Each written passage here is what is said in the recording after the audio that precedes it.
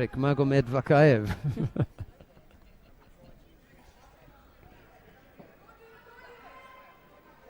Well, every time we come up against a new Russian, you can guarantee that they've fought in one international competition, and it's this one, the International Bosphorus EJU tournament in Istanbul. There's so many good fighters come out of that tournament.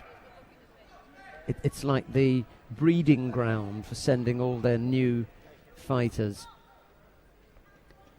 We saw 3 fighters come to Zagreb last year at the under-23s without real records behind them, but all of them had fought in that tournament. Musa Magushkov, Kamal Khan Magodov and Mansour Isayev, they all fought in that tournament before they were released onto the international stage.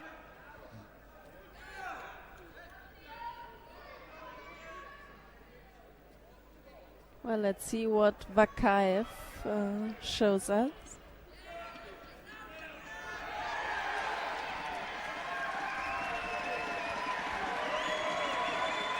The British girl Megan Fletcher has just thrown Margot Vetzer of the Netherlands for Ippon on mat 1. Very pleasing for the audience. Yeah, they like that. And on mat 3,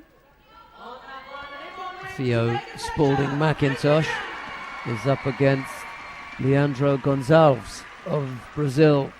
And in that contest, there is no score at the moment. The Russian here leads by 2 yukos. That's Sheykh-Magor Vakaev.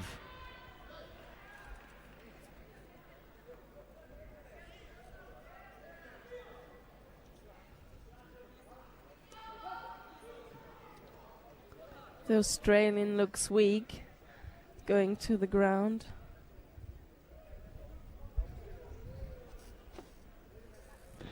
He's not up to the standard, to be honest. I mean, if you saw him in a B tournament or something, he'd probably be completely different.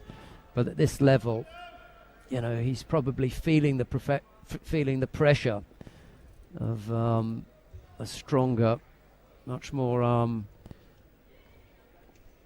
mat-wise and experienced, knowledgeable Russian. Vakaev, I mean, not sure who the Australians' training partners are. But you can guarantee that Vakaev has probably been on with Nifontov a few times. A few times.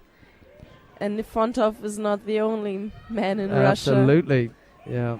Especially in 81 kilo, they have like there are 6 men who fight international real high level. And around that weight as well, either side of it, 73-90.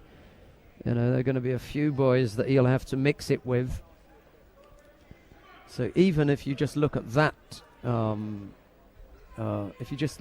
part of the possibility, then Vakaev is going to be exposed to some high quality training partners every day. Yep.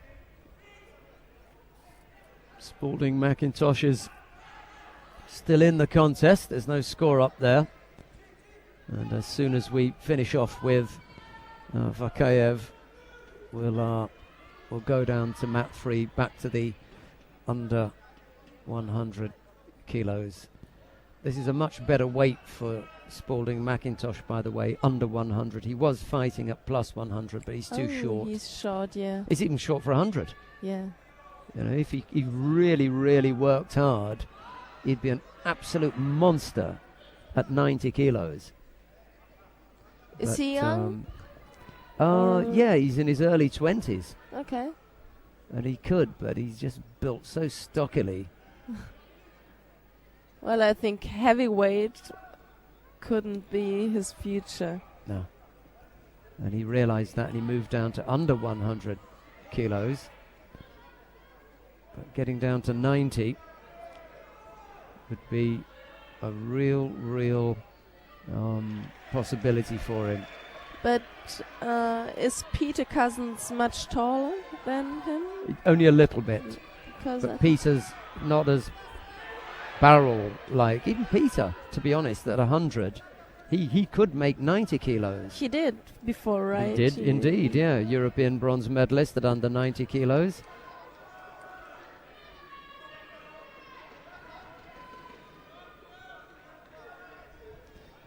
Well, I just get the feeling now that the Russian Vakaev has been on the mat long enough. And now what about him?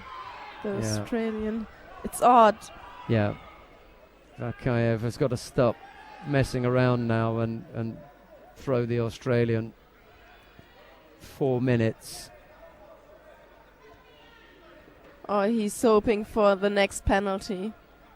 Because the Australian already has 3, so it won't be long, as you see. Yeah, and here it is. The referee called together. If I was going to come here and give that performance, Miriam, I wouldn't bother coming. Sorry. Yeah. I just wouldn't come here. You know. I'm not sure why he did it. I'm not interested in going to World Cup and say I fought in a World Cup, you know. And if anyone ever saw my performance, they then saw that. No.